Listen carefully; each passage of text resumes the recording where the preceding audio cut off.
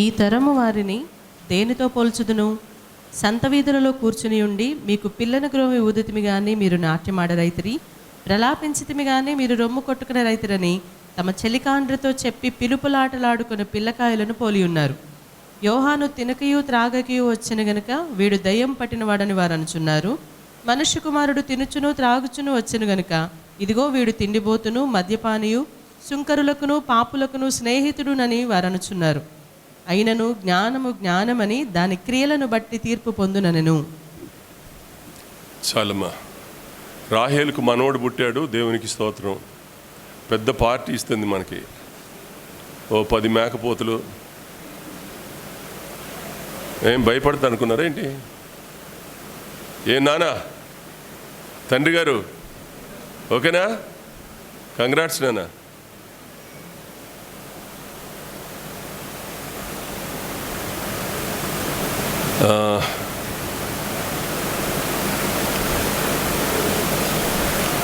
ఒక తరాన్ని గురించి మాట్లాడుతున్నాడు దేవుడు.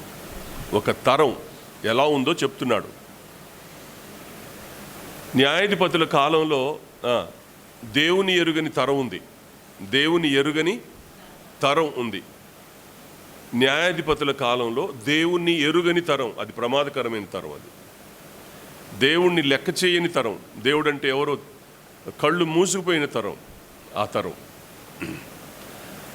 ఆ తర్వాత తరాల వెంట ప్రజలు దేవునికి దూరమై దేవుని గాయపరిచినటువంటి అనుభవాలు ఉన్న తరాలు కూడా జరుగుతూ వచ్చాయి. యేసుక్రీస్తు కాలం వచ్చిన తర్వాత, పాత నిబంధన కాలం గతించి 400 నిశ్శబ్ద సంవత్సరాలు అయిపోయిన తర్వాత యేసుప్రభు వారు వచ్చి, యేసుప్రభు కాలంలో, యేసుప్రభు వారు భూమి మీద మానవ ఆకారంలో ఆయన భూమి మీద ఉన్న కాలంలో ప్రభువు నోటితో చెప్పిన మాట ఏంటంటే, ఒక తరాన్ని గూర్చిన ఆలోచన తన మదిలోకి వచ్చింది. ఆయన ఆ 33.5 సంవత్సరాల కాలంలో ఆయన గమనించింది, చూసింది, ఆలోచించింది, చెప్పింది ఏంటి అనంటే, ఈ తరం ఎలా ఉంది, ఈ తరం ఎలా ఉందో ఆయన చెప్తూ వచ్చాడు. అమ్మ రిఫరెన్స్ చెప్పమంటారా? వెనకాల రిఫరెన్స్ చెప్పనారా? రైట్. మత్తయి సువార్త 11వ అధ్యాయం 16వ వచనం నుంచి 19వ వచనం వరకు. రైట్. ఇక్కడ చూడండి. ఇప్పుడు ఇక్కడ ప్రభువు చెప్తున్న మాట ఏంటనంటే, ఈ తరం పిల్లకాయలు ఆడుకునే పిలుపులాటతో సమానంగా ఉంది అన్నాడు. చిన్నప్పుడు గోళీలు ఆడుకునేవాళ్ళం, గోడి బిల్ల, అమ్మా నాన్న ఆట, చాలా చాలా ఆటలు ఉంటాయి. చిన్నపిల్లల ఆటలు ఎలా ఉంటాయి? చిన్నపిల్లల ఆటలు విపరీతంగా ఉంటాయి. ఆ రోజుల్లో యూదుల్లో ఒక ప్రత్యేకమైన ఆట ఉంది. ఆ ఆట ఏంటంటే, ఒకడు పిల్లను గ్రోవి వాయిస్తుంటే ఏడవాల, ఒకడు పిల్లను గ్రోవి వాయిస్తుంటే నాట్యమాడాల. అదొక ఆట. పెద్దవాళ్ళని చూసి వాళ్ళు నేర్చుకొని ఆ ఆట పిల్లవాళ్ళలోకి వచ్చింది. అదే చెప్పాడు. దాన్ని ఉదాహరణ తీసుకొని ఇక్కడ ఈ ఉపమానాన్ని చెప్పాడు. పిల్లకాయలు ఆడుకొని పిలుపులాటలాగా ఉంది అన్నాడు. ఆ తరాన్ని గురించి మాట్లాడుతూ, ఒక తరం, ఆ తరం ఎలా ఉంది అంటే, పిల్లకాయలు ఆడుకొని పిలుపుల ఆటలు ఎలా ఉంటాయో అలా ఉన్నారు ఈ ప్రజలు అని చెప్పడం కొరకు ఆ తరాన్ని గురించి మాట్లాడాడు. ఎందుకు మాట్లాడాడు అనంటే, ఆ రోజుల్లో ఒక సిస్టమ్ ఉంది. పిల్లన గ్రోవి వాయించేటప్పుడు 2 సందర్భాల్లో పిల్లన గ్రోవి వాయించేవాళ్ళు. ఒకటి, పెళ్ళిళ్ళల్లో పిల్లన గ్రోవి వాయించేవాళ్ళు యూదా ఆచార ప్రకారం. 2, పిల్లన గ్రోవి చనిపోయినప్పుడు పిల్లన గ్రోవి వాయించేవారు. 2. పిల్లన గ్రోవి వాయిస్తే నాట్యమన్నా ఆడాలి, పిల్లన గ్రోవి వాయిస్తే ఏడవనన్నా ఏడవాలి. అది పిల్లన గ్రోవి వాయించారు అనడానికి చావన్నా కావాలి, వివాహం అన్న కావాలి. ఈ 2 సందర్భాలు ఆ రోజుల్లోది. దాన్నే యేసు ప్రభు వారు ఎత్తిపట్టి మాట్లాడుతున్నాడు. ఇక్కడ మాట్లాడుతూ ఏమన్నాడు అనంటే, ఎవరితో పోల్చుదును? సంత వీధుల్లో కూర్చొని మీకు పిల్లన గ్రోవి ఊదితిమి గాని మీరు నాట్యమాడరైతిరి, ప్రలాపించితిమి గాని మీరు రొమ్ము రైతురని కొట్టుకొనరైతిరి, తమ తమ చెలికాళ్ళతో చెప్పి పిల్లకాయలు ఆడుకొను పిలుపులాటలాడుకొను పోలి ఉన్నారు అని అంటాడు ఆయన. పిల్లకాయలను పోలి ఉన్నారు, పిలుపులాటలు ఆడుకొని పిల్లకాయలను పోలి ఉన్నారు అన్నాడు. ఎందుకు అనాల్సి వచ్చింది ఈ మాట అనంటే ఇక్కడ చెప్తున్నాడు చూడండి. యోహాను తినకయు త్రాగకయు వచ్చాను గనుక వీడు దయ్యములు పట్టినవాడు అన్నారు. ఆ తరంలో యేసు ప్రభువారు ఉన్న తరంలో బాప్తీసమిచ్చి యోహాను ఉపవాసాలుండి ఎక్కువగా భక్తి చేసేవాడు. అరణ్యంలో ఉండేవాళ్ళు, ఆయనకు మిడతలు తేనె తప్ప ఏం దొరికిండేది కాదు. అరణ్యంలో ఉన్నాడు. బాప్తీసమిచ్చి యోహాను ఊళ్ళోకి వచ్చేవాడు కాదు. ఊళ్ళో ఉన్న జనమే ఆయన దగ్గరికి వెళ్ళేవాళ్ళు. అడవిలో ఉండేవాడు, అడవిలోకి వెళ్ళేవారు జనం. ఆయనకు సరిగ్గా తిండి ఉండేది కాదు. తేనె ఏ రోజున దొరికితే తేనె తాగేవాడు. తేనె కానీ దొరక్కపోతే మిడతలు ఉంటే మిడతలు కాల్చుకొని తినేవాడు. అది తప్ప ఆయనకు భోజనం ఏం లేదు. ఆయన తినకయు తాగకయు ఉండినందున వీడు దయ్యం పట్టినాడు కాబట్టి ఎన్ని రోజులైనా వీడు ఉపవాసం ఉంటాడన్నారు ఆయన్ని. ఎవరిని? బాప్తీసమిచ్చి యోహాన్ని. ఓకేనా? యేసుప్రభు ఊర్లో ఉన్నారు. యేసుప్రభు ఊర్లోకి ఉంటే యేసుప్రభు మరియా మార్తలు భోజనం పెట్టారు. యేసుప్రభు వారు మరియా మార్తలు భోజనం పెట్టారు. సీమోన్ ఇంటికి వెళ్తే సీమోను భోజనం పెట్టాడు. ఓకేనా? అర్థమైందా మీకు? సమరయుల దగ్గరికి వెళ్తే సమరయులు భోజనం పెట్టారు. అందుకని యేసుప్రభుని ఏమన్నారు అని అంటే వీడు తిండిపోతూ మద్యపానీయు ఏమన్నాడు? సుంకరులతో పాపులతో కూర్చొని భోజనం చేసే ఓ దౌర్భాగ్యుడు అన్నారు. తినకుండా ఉంటేనేమో దయ్యాలు పట్టినోడు అన్నారు. తింటేనేమో వీడు తిండిపోతూ తాగుబోతూ వీడు తక్కువ కులం వాళ్ళతో సుంకరులతో కలిసి స్నేహం చేస్తున్నాడని ప్రభువుని అన్నారు. ఈ భక్తిని బేరీజు వేసి యేసు ప్రభు చెప్పిన మాట ఇది. ప్రజల యొక్క నానుడి, ప్రజల యొక్క మైండ్ సెటప్ని పట్టుకొని ఆ మైండ్ సెటప్లో వాళ్ళు ఏ విధమైన మనస్సుతో వాళ్ళు కొనసాగుతున్నారో ఆలోచన చేసి చెప్పిన మాట ఈ మాట. వాళ్ళు ఎలా ఉన్నారు అంటే తినకపోతేనేమో దయ్యం పట్టినోడు అన్నారు, తింటేనేమో తిండిపోతున్నారు, తాగుపోతున్నారు, దయ్యాలు పాపులతో స్నేహం చేసేవాడు అన్నారు. మరి తినాలా తాగొద్దా? మనిషి తింటే అలాగన్నారు, తినకపోతే ఇలా అన్నారు. మరి ఏమన్నా ఆఖరికి ఫైనల్గా వచ్చేసరికి ఎంత అంటే ఎవరి నోటికి ఎంత ఏది ఇష్టం వస్తే అలా మాట్లాడేటమేనా? ఆ తరం ఎలా ఉంది అని అంటే వారి నోటికి ఏది వస్తే అదే, వాళ్ళు ఎలా పడితే అలాగే మాట్లాడొచ్చు. తింటే దయ్యం అంటారు, తినకపోతే దయ్యం అంటారు, తింటే తిండిపోతాడు తాగుపోతాడు అంటారు. ఏం చేయాలి? ప్రజల యొక్క నానుడి యేసుక్రీస్తు ప్రభు వారికి దొరకడంలా దొరకదా? ఆయన తెలుసుకోలేడా అంటే తెలుసుకోగలడు ఆయన. కానీ మనందరికి అర్థం కావడం కోసం ఈ మాటను ఆయన రాసి పెట్టాడు ఇక్కడ. తరాన్ని, ఒక తరం అనేది ఎలా ఉంటుంది, ఆ తరం ఎలాంటి పరిస్థితులు గుండా వెళుతుంది అని చెప్పడం కొరకు ఈ మాటలు ఆయన రాయడం అనేది విచిత్రంగాను బాధాకరంగాను ఉంది. ప్రభు ఎంత బాధపడితే ఈ మాటలు రాయాలా? నేను ఎవరితో పోల్చుదును అన్నాడు.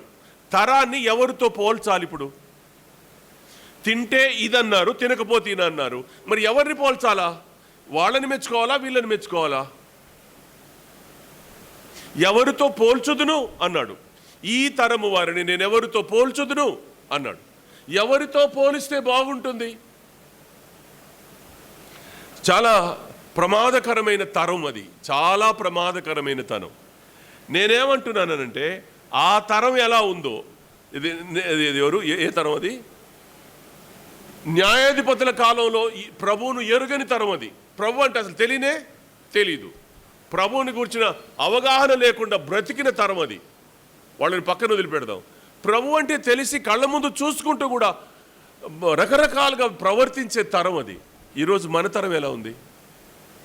ఈ రోజున మన తరం ఎలా ఉంది? మన పిల్లలు ఎలా ఉన్నారు? మన కుటుంబాలు ఎలా ఉన్నాయి? మన పరిస్థితులు ఎలా ఉన్నాయి? మన ఈ తరం, మనం బ్రతికి ఉండి మనం చూస్తున్న ఈ తరం ఎలా ఉంది అని ప్రశ్న వేసుకుంటే బైబిల్ ఏం చెప్తుంది? దానికి సమాధానం బైబిల్ ఏం చెప్తుందో బైబిల్లో నుంచే ఈ తరం ఎలా ఉందో నేను చెప్పడానికి ప్రయత్నం చేస్తాను. రండి, 18వ వచనం 19వ వచనంలో ఏమన్నాడు యేసు ప్రభు వారు?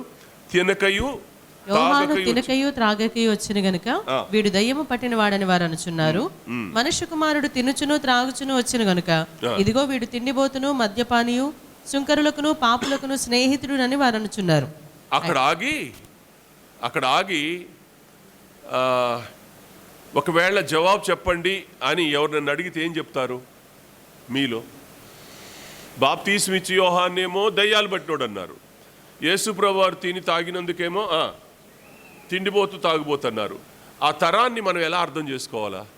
అదే మనుషులు,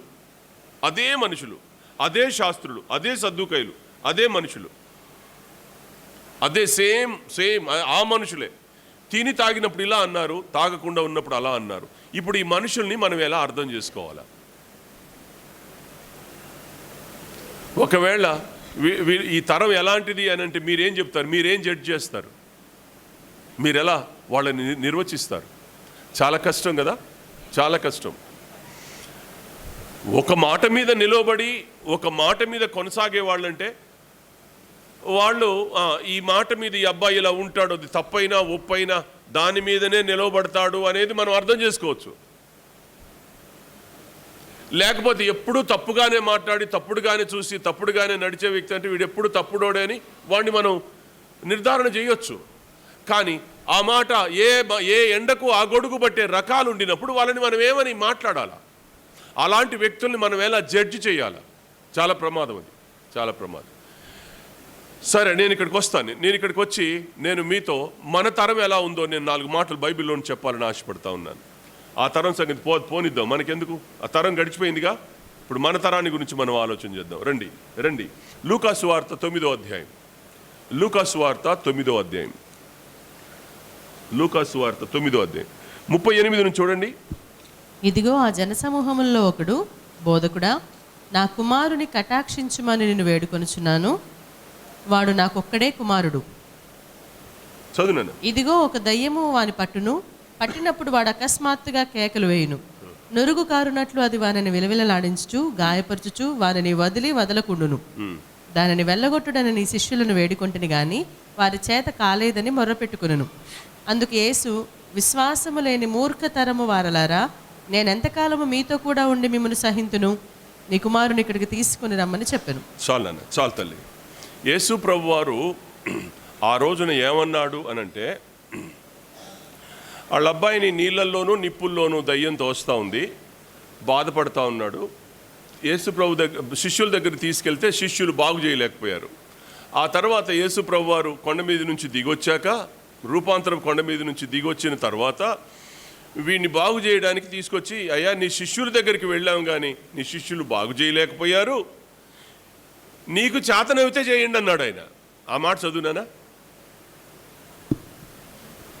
దాన్ని వెళ్ళగొట్టడని నీ శిష్యులను వేడుకొంటిని గాని వారి చేత కాలేదని మొర్రపెట్టుకునను.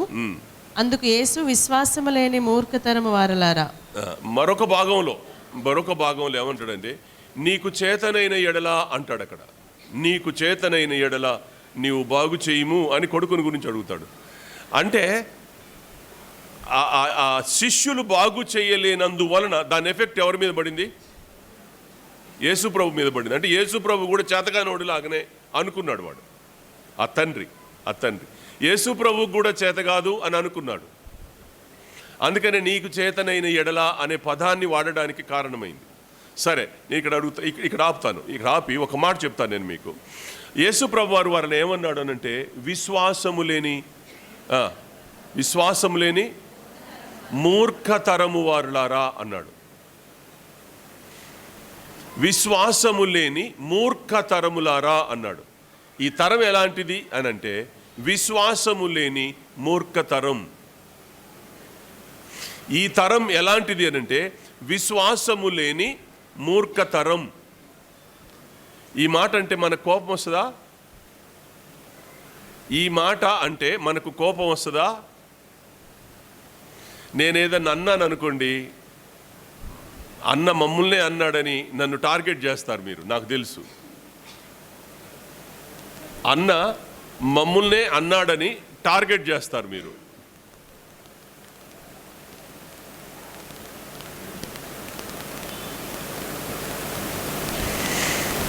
నేను వాక్యం ఉన్నదున్నట్టు చెప్పమంటారా, లేకపోతే మిమ్మల్ని సంతోషపెట్టడం కొరకు ఉన్న వాక్యాన్ని దిగమింగమంటారా? మీరు చెప్పండి నాకు.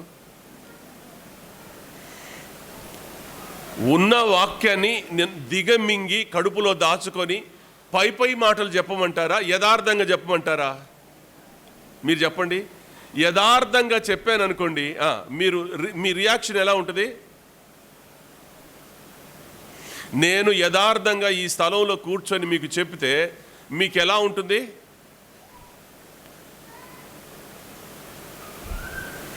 నేను యథార్థంగా చెప్తే మీరు దొరికిపోతారు, ఆ వాక్యానికి మీరు దొరికిపోతారు.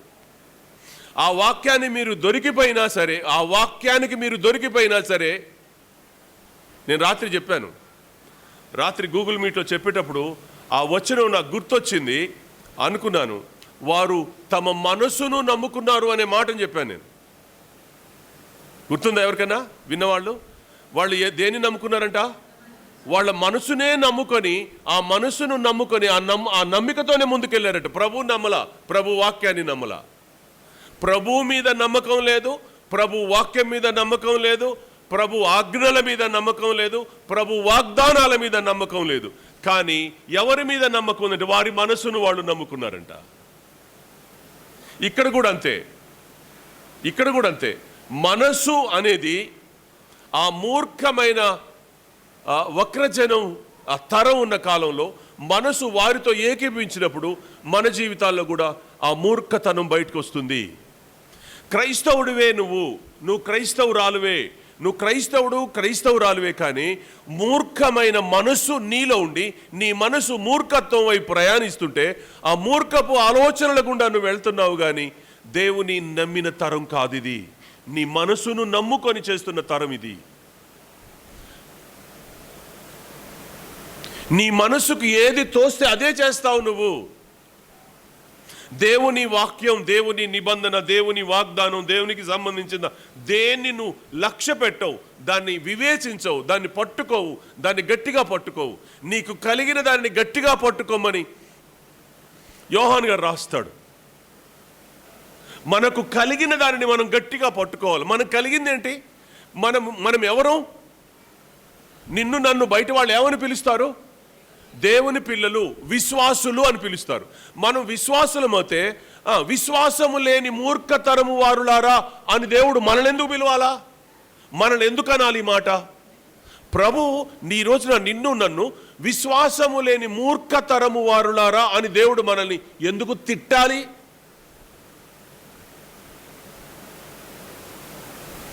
ఎందుకు తిట్టాలి అంటే నువ్వు విశ్వాసం లేకుండా మూర్ఖంగా నువ్వు ప్రవర్తిస్తున్నావు కనుక నిన్ను తిట్టాల్సి వస్తుంది. ఆయన ఇది నేను తిడుతున్నానా, దేవుడు తిడుతున్నాడా? ఇది నేనంటున్న మాట, దేవుడు అంటున్న మాట? చిన్నోడా పండు, ఎవరంటున్నారు?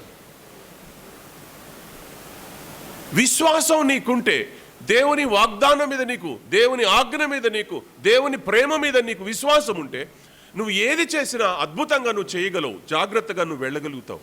అది నీకు ఆశీర్వాదకరంగా ఉంటుంది. కనుక దీని విషయంలో మనం చాలా జాగ్రత్తగా మనల్ని మనం కాపాడుకోవాలా. మనం కూడా ప్రభు మనల్ని కూడా మూర్ఖతరం వారులారా అని దేవుడు మనల్ని తిట్టే దుస్థితి మనకు రాకుండా మనం జాగ్రత్తగా చూసుకోవాలని ప్రేమతో మీకు మనవి చేస్తూ ఉన్నాను. ఇది మనకు అంత మంచిదేమీ కాదు. రండి మార్కు సువార్తకు రండి. మరొక మాట చెప్తాను, త్వరగా ముగిస్తాను నేను. మార్కు సువార్త 8వ అధ్యాయం 11వ వచనం చూడండి. అంతట పరిసయ్యులు వచ్చి ఆయనను శోధించుచు ఆకాశము నుండి ఒక సూచక క్రియను చూపుమని ఆయనను అడిగి ఆయనతో తర్కింపసాగిరి. ఆయన ఆత్మయందు పెద్ద నిట్టూర్పు విడిచి, ఈ తరము వారు ఎందుకు సూచక్రియను అడుగుచున్నారు? ఈ తరమునకు ఏ సూచక క్రియు అనుగ్రహింపబడదని నిశ్చయముగా మీతో చెప్పుచున్నానని చెప్పి, ఈ తరం ఎలా ఉంది అనంటే మరో మాట చెప్తున్నాను. మొదటి తరంలో వాళ్ళు ఎలా ఉన్నారు? విశ్వాసం లేని మూర్ఖులుగా ప్రవర్తిస్తున్నారు. అందుకని విశ్వాసం లేని మూర్ఖతరం అని తిట్టాడు, కోప్పడ్డాడు. ఓకేనా? అర్థమైందా జ్యోతి? రైట్. రెండోసారి ఆయన అంటాడు సూచక క్రియలు అడిగే తరం అన్నాడు. వీళ్ళకేం కావాలా? సూచక్రియలే కావాలా, అద్భుతాలే కావాలా. అద్భుతం జరగలేదు, సూచక్రియలు జరగలేదు, మన మన మేడగది సహవాసంలో అద్భుతాలు జరగవండి. మేడగది సహవాసంలో స్వస్థతలే లేవండి. అందుకని స్వస్థతశాలకు వెళ్ళిపోదాం పాండి అని అక్కడికి వెళ్ళిపోయిన వాళ్ళు ఎంతమందో మన సహవాసంలో మన దగ్గర రక్షించబడి, నా దగ్గర బాప్తీసాలు తీసుకున్న వాళ్ళు స్వస్థత జరగలేదని అక్కడికి వెళ్ళారు. వాళ్ళకు విశ్వాసమే లేదు. అక్కడికి వెళ్తే మాత్రం వస్తుందా? వాళ్ళు దేని మీద కట్టుకుంటున్నారు? వాళ్ళకు స్వస్థత కావాలా? వాళ్ళకు ఆత్మస్వస్థత కావాలా? ఒక మనిషికి ఆరోగ్యం రావాలా? ఆత్మలో స్వస్థత రావాలా? ఈ రెండిట్లో ఏది ముఖ్యం చెప్పండి? ఆత్మలో స్వస్థత ముఖ్యం. అలాగని శరీరానికి ఆరోగ్యం వద్దని నేను చెప్పడంలా. శరీరానికి ఆరోగ్యం కూడా కావాలా. అయితే దానికంటే ముఖ్యం ఆత్మలో స్వస్థత. వీళ్ళు ఎంతసేపు ఏం అడుగుతున్నారు అనంటే ఎంతసేపు మాకు సూచక్రియలు కావాలి. అందుకని యేసుప్రభువు వారు ఈ మాట అన్నాడు. ఎలా అనంటే, ఈ తరమునకు ఏ సూచక్రియలను అనుగ్రహింపబడవని నిశ్చయంగా మీతో చెప్పుచున్నాను. వాళ్ళు ఏమడుగుతున్నారు? ఆకాశం నుండి ఒక సూచక్రియను చూపుమని ఆయన వారిని అడిగెను. దేవుడు వారిని తిరస్కరించాడు. నీకు ఆకాశం నుంచి వచ్చే సూచక్రియ నీకెందుకు? ఆకాశం నుంచి వచ్చే సూచక్రియ నీకెందుకు? యేసు ప్రభు పుట్టినప్పుడు నక్షత్రం పుట్టింది. మరి దాన్ని చూసావన్న నువ్వు మార్మన్స్ పొందావా? యేసు ప్రభు వారు శిలువలో మరణించినప్పుడు ఆకాశం మేఘామృతమైంది, చీకటి కమ్మింది, సూర్యుడు దాగిపోయాడు ఎక్కడో, సూచక్రియలు జరిగినాయి, బండలు బద్దలైనాయి, భూకంపం వచ్చింది, ఎన్నో సూచక్రియలు జరిగినాయి. దాన్నైనా నమ్మావా?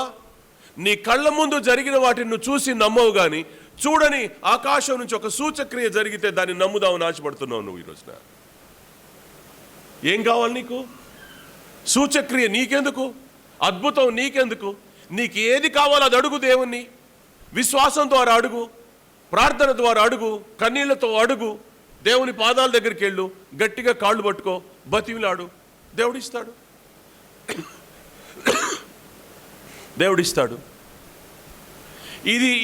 ఇది మానేసి సూచక్రియలు కావాలా. అందుకనే ఆ తరాన్ని తిరస్కరించాడు దేవుడు. యేసు ప్రభు వారు ఆ తరాన్ని కూడా తిరస్కరించారు. గుర్తుపెట్టుకోండి, అంతం వరకు సూచక్రియల మీద ఆధారపడేవాళ్ళు, అద్భుతాల మీద ఆధారపడేవాళ్ళ విశ్వాస జీవితం అద్భుతం జరిగినంత కాలమే, సూచక్రియ జరిగినంత కాలమే వాళ్ళు ఉంటారు. కానీ ఆత్మ ద్వారా, వాక్యం ద్వారా, దేవుని సత్యంలో నడిపించబడేవారు ఎన్నడూ కదల్చబడరు. విశ్వాసి కదల్చబడడు అని రాయబడింది వాక్యం. సో నిజమైన విశ్వాసం మనకుంటే మనం ఎన్నడూ కదల్చబడం. ప్రతి చిన్నదానికి కదిలి ఊగిపోయే విశ్వాసం అవుతే మనలాంటి వాళ్ళు సూచక్రియలు అడుగుతారు. దేవుణ్ణి అడగొద్దు. సూచక్రియలతో పనే లేదు. వాళ్ళు అడిగితే అన్నాడు, 3వ దినాన తిరిగి లేవడం తప్ప నేను ఏ సూచక్రియ చేయను అన్నాడు యేసుప్రభు వారు. చనిపోయి నేను పాతాళంలోకి నేను సమాధిలోకి వెళ్తాను, 3వ దినాన తిరిగి లేస్తాను, ఈ సూచక్రియ కంటే గొప్ప సూచక్రియ నేను ఏది చూపించను అన్నాడు. అలాగే సమాధి చేయబడ్డాడు, 3వ రోజున తిరిగి లేచాడు. ఇంతకంటే సూచక్రియ నీకేం కావాలా? నీ కళ్ళ ముందు జరిగినటువంటి మాట నువ్వు నమ్మకపోతే ఇంకేం నమ్ముతావు నువ్వు? ఆయన జననం సూచక్రియ కాదా? ఆయన మరణం సూచక్రియ కాదా? ఆయన పునరుద్ధానం సూచక్రియ కాదా? ఏది కాదు.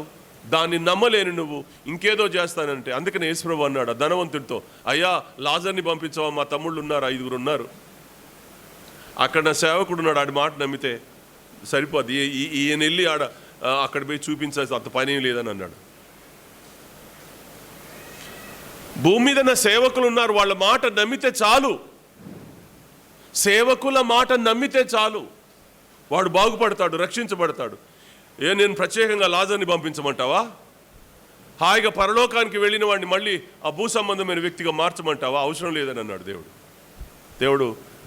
ఛాన్స్ ఇవ్వడు, తృణీకరిస్తాడు. కొన్ని మాటలు, కొన్ని సూచక్రియలను దేవుడు వద్దని చెప్తాడు. అర్థమైందా మీకు ఇప్పుడు? కాబట్టి తరం ఎలా ఉంది అని అంటే, మూర్ఖులుగా ప్రవర్తిస్తున్న తరం, అంత మూర్ఖ తరమే. తాగొద్దురా బాబు అంటే తాగుతాం, తినొద్దురా బాబు అంటే తింటాం. లోకం సంగతి మనకి ఎందుకురా బాబు అంటే లోకంతోనే స్నేహం. ఇంకా ఆ కోణంలోకి నేను వెళ్తే అందరినీ కోప్పడాలా. ఈ రోజున మన యవ్వనస్తులు అందరూ ఎక్కడెక్కడ ఏమేమి పనులు చేస్తున్నారో చూస్తే అందరూ బాధపడతారు, నొచ్చుకుంటారు. తరం బాగల అవిశ్వాసం అనేది ఎంత చెడిన అనుభవాలో దయచేసి జ్ఞాపకం చేసుకోండి. సూచక్రియలు కూడా అంతే చెడినాయి. సూచక్రియలు కూడా మనం అడగాల్సిన పని లేదు. దేవుడు చేయవలసిన సమయంలో దేవుడు ఖచ్చితంగా దేవుడు చేస్తాడు అనే మాట జ్ఞాపకం చేస్తా ఉన్నాను. రండి, అందులోనే 8వ అధ్యాయం 38వ వచనం చదువున్నాను. 8వ అధ్యాయం 38వ వచనం చివరి వచనం. వ్యభిచారమును పాపమును చేయు ఈ తరము వారిలో, వ్యభిచారమును పాపమును చేయు ఈ తరము వారిలో నన్ను గూర్చియు నా మాటలను గూర్చియు సిగ్గుపడువాడెవడో, నన్ను గూర్చియు నా మాటలను గూర్చియు సిగ్గుపడువాడెవడో వానిని గూర్చి మనుష్య కుమారుడు తన తండ్రి మహిమ గలవాడై పరిశుద్ధ దూతలతో కూడా వచ్చినప్పుడు సిగ్గుపడునని చెప్పెను.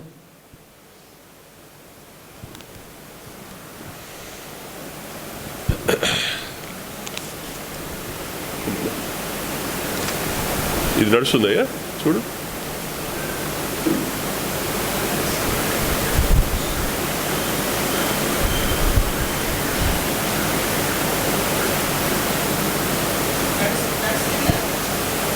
నడుస్తుందా? నడుస్తుందా? ఇది నాకేం అర్థం కావట్లే.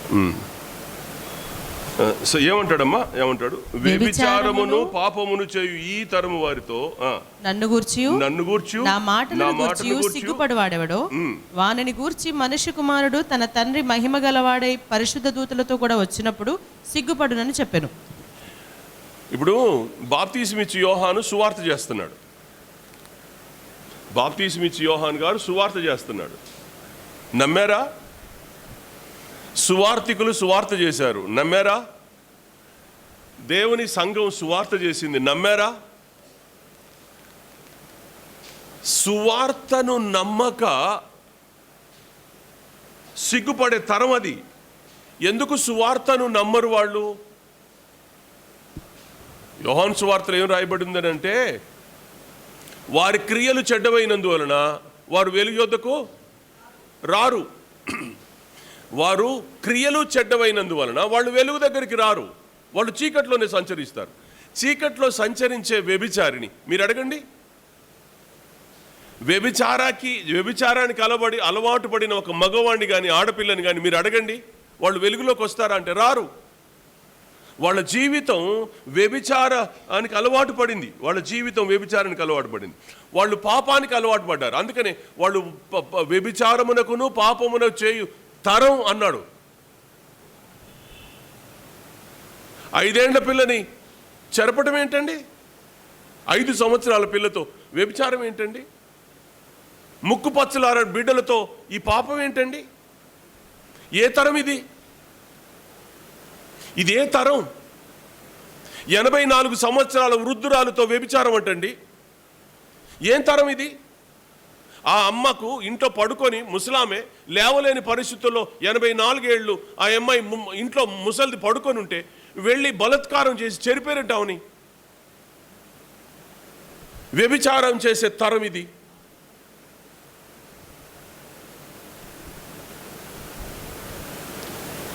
ఎంత దేవుడు ఎంత క్లియర్గా రాశాడు. మార్క్సు వార్తలో మాట్లాడినప్పుడు ఆయనే మాట్లాడాడు, లూకాసు వార్తలో మాట్లాడినప్పుడు ఆయనే మాట్లాడాడు, మత్తయి సువార్తలో రాసినప్పుడు ఆయనే మాట్లాడాడు. యేసు ప్రభు వారు తన నోటితో తాను చెప్తున్నాడు. ఈ తరం ఎలాంటిదో చెప్తున్నాడు. మూర్ఖ తరం, సూచక్రియలు అడిగే తరం, వ్యభిచార తరం, పాపం చేసే తరం ఈ తరం. దేవుని మహాకృప మనందరినీ రక్షించుకున్నాడు ఆయన, మనందరిని పిలిచాడైన, మనందరిని క్షమించాడైన, మనందరి జీవితాలలో ఒక నూతనమైన వాత్సల్యతను చూపించాడైన. మనం ధన్యులో. లోకానికి వెళ్ళి చూడండి, బయట ప్రపంచం ఎలా ఉందో మీకు అర్థం ఉంది. బయట ప్రపంచం ఎంత దారుణంగా ఉందో. నేను మన పిల్లల కుటుంబాన్ని దర్శించేటప్పుడు, మన పిల్లల్ని చూసినప్పుడు ఎంత సంతోషం అవుద్దో. మన బిడ్డలు వాళ్ళ క్యారెక్టర్ని ఎంత బాగా కాపాడుకుంటున్నారు, ఎంత జాగ్రత్తగా తమను తాము దిద్దుకుంటున్నారో చూస్తే ఎంత ఆనందం వేస్తుందో. దయచేసి దేవుడు మనల్ని ఆ చెడిన తరంలో నుంచి మనల్ని బయటికి తీసుకొని వచ్చాడు. ఆ సూచక్రియలు అడిగే తరంలో నుండి మనల్ని బయటికి తీసుకొచ్చాడు. విశ్వాసం మీద మనల్ని కట్టుకుంటూ వస్తున్నాడు ఈ రోజున. చూచి నమ్మిన వానికంటే అదే విశ్వాస సూత్రం అంతే. వాళ్ళేమో సూచనలు అడుగుతున్నారు, చూసుకుంటూ ఏదో కొనసాగాలని. చూస్తే నువ్వు కొనసాగేదేంది? చూడకుండా కొనసాగడమే దైవత్వం. దేవుణ్ణి చూసి వెంబడించడం కాదు, దేవుణ్ణి చూడకుండా నమ్మడం అనేది గొప్ప సంగతి. ఏదైనా నిదర్శనం చూపిస్తే నేను నమ్ముకుంటానండి, ఏదన్నా దేవుడు నిదర్శనం చూసి చేస్తే నేను నమ్ముకుంటా. నిదర్శనం చేస్తే నువ్వు నమ్ముకునేదేంది? నిదర్శనం చేయకపోయినా నమ్మడమే విశ్వాస జీవితం. దేవునికి తెలుసు, దేవునికి తెలుసు. అందుకనే నేను ఈ మాట జ్ఞాపకం చేస్తూ ఉన్నాను.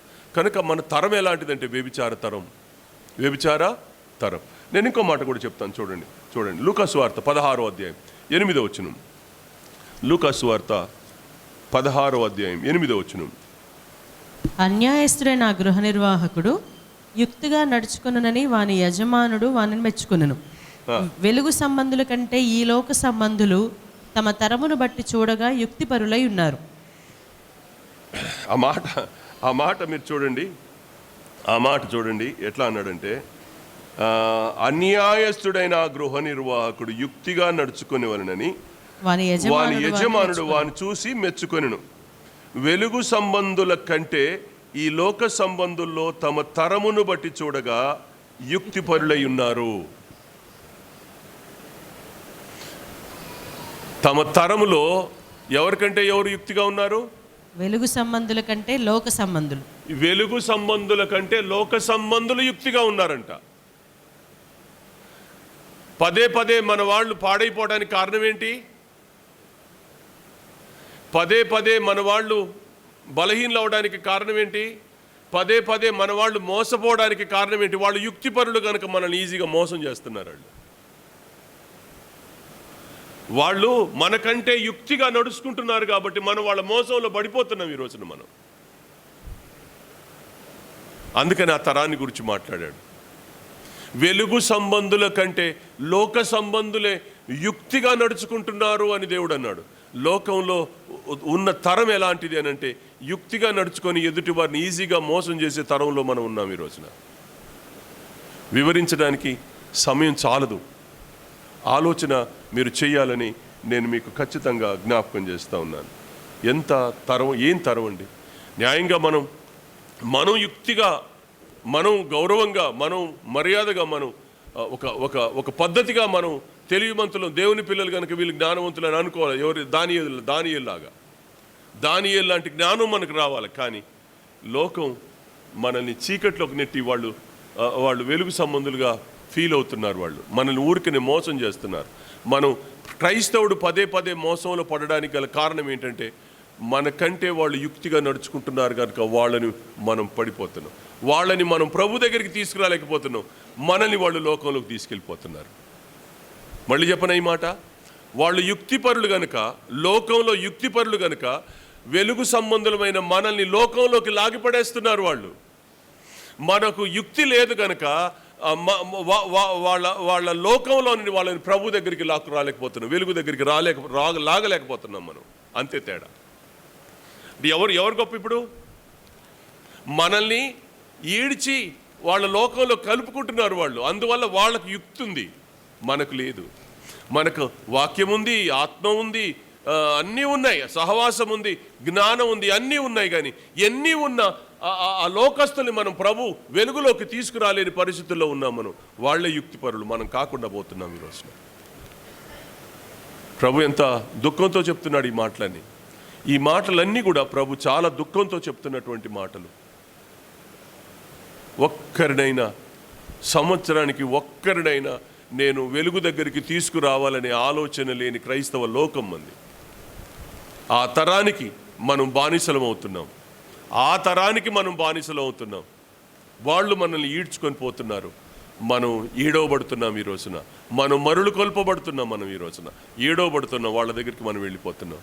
దేవుని బిడ్డలారా, ప్రేమతో ఈ మాటలు చెప్తున్నాను. నువ్వెంతసేపు లోకం మీద నీ ఆలోచనలు పెట్టుకోవడానికి కారణం ఏంటంటే, నిన్ను వాళ్ళు ఇన్ఫ్లుయెన్స్ చేస్తున్నారు. నీ వెలుగు వాళ్ళని ఇన్ఫ్లుయెన్స్ చేయలేకపోతుంది. నిజంగా నీలో వెలుగుంటే నువ్వు ఇన్ఫ్లుయెన్స్ చేయలేవా? వెలుగు సంబంధిని చెప్పుకుంటూ చీకట్లో ఉన్నావు గనుకని నువ్వు ఒక్కరిని కూడా నువ్వు ఇన్ఫ్లుయెన్స్ చేయలేకపోతున్నావు. అదే కారణం. ఈ తరంలో మనం ఉన్నాం. ఇది చాలా భయంకరమైనటువంటి విషయం అనే మాట జ్ఞాపకం చేస్తున్నాను. ఇదే లూకా సువార్త 11వ అధ్యాయంలో మరో మాట ఉంది చూడండి, 51వ వచనం. కాబట్టి లోకము పుట్టినది మొదలుకొని, అనగా హేబేలు రక్తము మొదలుకొని బలిపీఠమునకును మందిరమునకును మధ్యను నశించిన జకర్యా రక్తము వరకు చిందింపబడిన ప్రవక్తలందరి రక్తము నిమిత్తము ఈ తరము వారు విచారింపబడుదురు. నిశ్చయముగా ఈ తరము వారు ఆ రక్తము నిమిత్తము విచారింపబడుదురని మీతో చెప్పుచున్నాను. రిజల్ట్ చెప్తున్నాడు ఇక్కడ, ఒక రిజల్ట్ ఇస్తున్నాడు. వీళ్ళు ఈ తరం ఎలా ఉంది అని అంటే పరిశుద్ధుల రక్తాన్ని చిందించిన తరం అంటాడు ఆయన. పరిశుద్ధుల రక్తాన్ని చిందించిన తరం.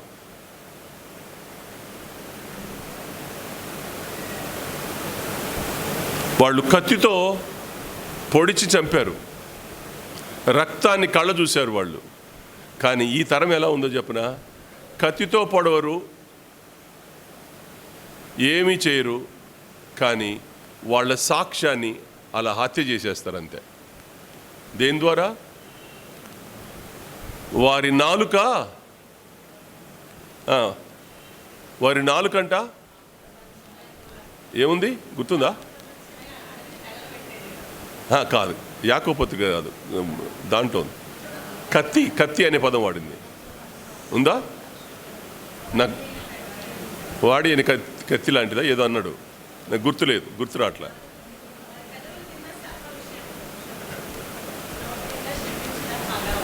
అది కాదు నాన్న, కత్తి అనే పదం ఉంది, వారి నాలుక కత్తి వంటిదని రాయబడి ఉంది, నాకు గుర్తు రావట్లే అమ్మా. ఏదో సంథింగ్ ఉంది, అది నాకు వచ్చిన గుర్తు రావట్లే. సో ఆ కత్తి, ఆ నాలుక అనే కత్తిని వాడి ఎదుటి వారి సాక్ష్యాన్ని అలా కోసేస్తారంతే. ప్రసాదరావు మంచోడు కాదు, చెడ్డోడు.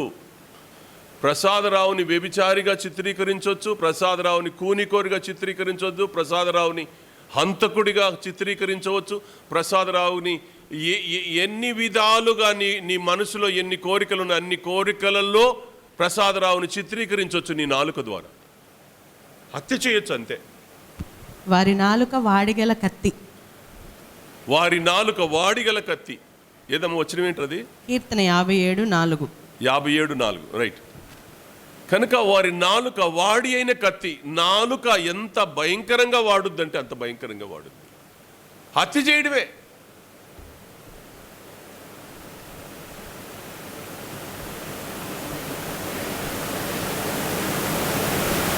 ఒక యథార్థమైన మాట చెప్పినా కూడా అంగీకరించే మనసు లేదు ఈ రోజుల్లో.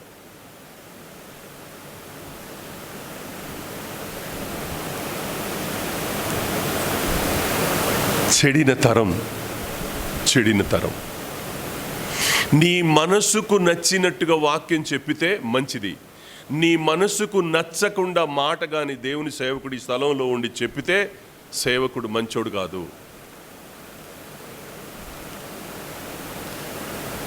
అంటే నీకు చెప్పి నీ మనసుకు నచ్చినట్టు చెప్పితే సేవకుడు మంచోడా?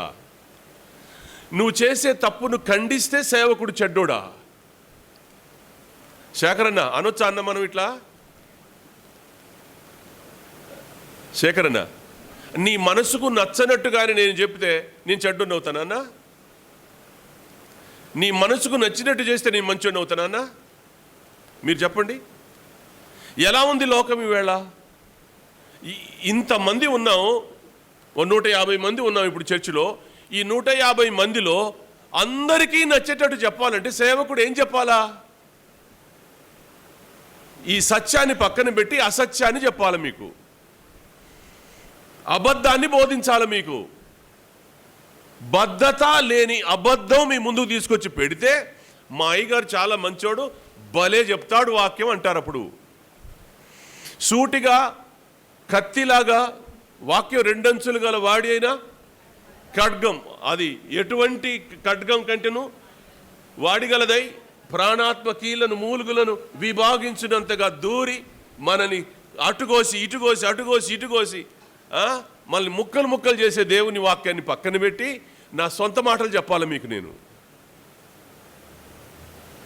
ఏం న్యాయం అండి? ఏమన్నా అనుకో మీకు కోపం వచ్చేస్తుంది. మీ చర్చి కాకపోతే మాకు వేరే చర్చి లేదా? ఈ ఊర్లో మేడగది సహవాసం ఒక్కటే ఉందా? మీ పాస్టర్ ఒక్కడేనా? ఆయన మాటలే మేము నేనాలా? మాకు వేరే చర్చెస్ లేవా? ఉన్నా, ఎందుకు లేవు? శ్రీరామ్ నగర్ కాలనీలో ఐదు చర్చిలు ఉన్నాయి. శ్రీరామ్ నగర్ కాలనీలో ఐదు చర్చిలు ఉన్నాయి. నిన్న అక్క, నేను, అన్న ముగ్గురం మాట్లాడుకుంటున్నాం. సామ్రాజ్యం అక్క, వెంకటరత్నం అన్నయ్య, నేను మాట్లాడుకునేటప్పుడు అక్క ఒక మాట అంటుంది, మన పిల్లలు కాబట్టి ఎటు వెళ్ళట్లేదండి. శ్రీరామ్ నగర్ కాలనీ 5 చర్చిలు ఉన్నాయి. రేణుక ఎదురుగుండానే పెట్టినా కూడా వెళ్ళదు ఆ పిల్ల మన చర్చికి వస్తుంది. మన వాళ్ళు అక్కడ 3-4 కుటుంబాలు మేము చెప్పుకుంటా కూర్చున్నాం. ఎందుకు ఇక్కడికి వస్తున్నారు? మీరు తట్టుకోగలుగుతున్నారు.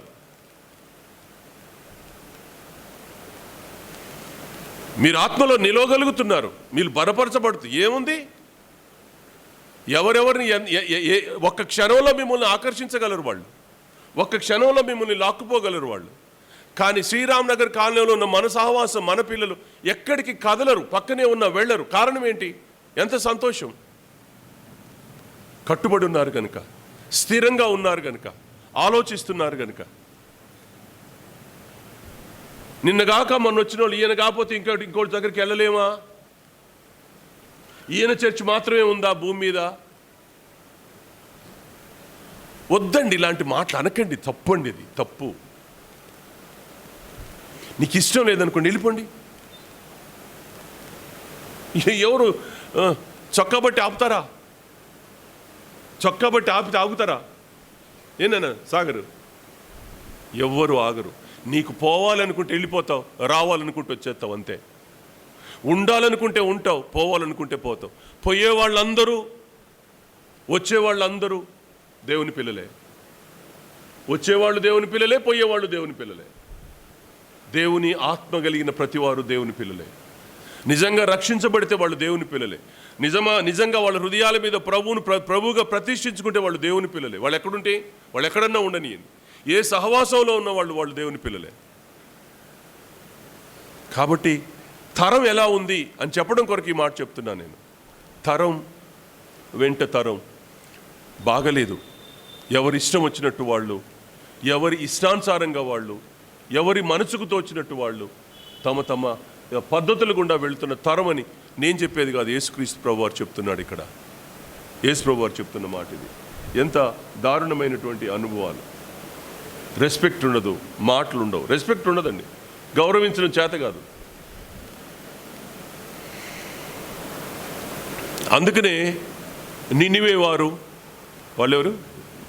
శాపదేశపు రాణి విమర్శ దినాన వాళ్ళని నేరారోపణ చేస్తుందని రాయబడింది. వాళ్ళు అన్యులై ఉండి రక్షించబడి దేవుని పిల్లలకు న్యాయం తీర్చేవారుగా మారిపోతారు వాళ్ళు. మనం ఇట్టాగే ఉంటాం. బయట వాళ్ళు వచ్చి మన మీద న్యాయం చేసి మన మీద తీర్పు తీర్చే పరిస్థితి వస్తుంది మనకి. మనం దేవుని పిల్లలవే, ఆయన కుటుంబంలో చేర్చబడ్డాం. అన్యుడు వచ్చి మన మీద నేరస్థాపన చేస్తుంటే ఎంత సిగ్గు అనిపిస్తే. అందుకని అన్నాడు ఆయన, అందుకని ఈ మాట అన్నాడు ఆయన. అన్యజనులకు దేవుని దూతలతో ఆయన దిగి వచ్చినప్పుడు ఆయన కూడా అలాగే సిగ్గుపడతాడు. ఆయన కూడా అలాగే సిగ్గుపడతాడు. మీరెవరో నాకు తెలియదు అంటాడు. మనం సిగ్గుపడాల్సిన పరిస్థితులు వస్తాయి. కనుక మనం సిగ్గుపడే పరిస్థితులు ఎప్పుడు మనం తెచ్చుకోవద్దు. మనం జాగ్రత్తగా ఉండాలని నేను ప్రేమతో మనం చేస్తున్నాను. సమయం అయిపోయింది.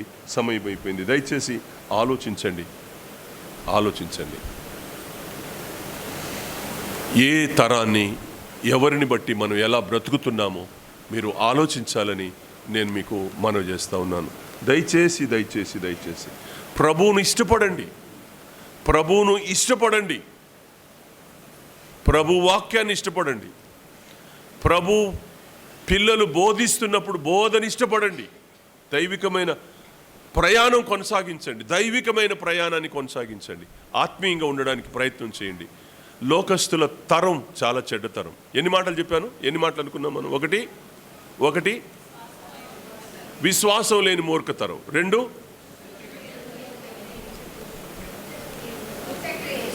సూచక్రియలు అడిగే తరం. 3 వ్యభిచార తరం, పాపం చేసే తరం. 4 అమ్మా ఉట్టినే కోసిపడేస్తారు, అలాంటి తరుణం. ఇట్లా ఇంకా ఉన్నాయి, ఇంకా చాలా ఉన్నాయి. మనం ఆలోచన చేస్తే తరం వెంట తరం ఒకటే.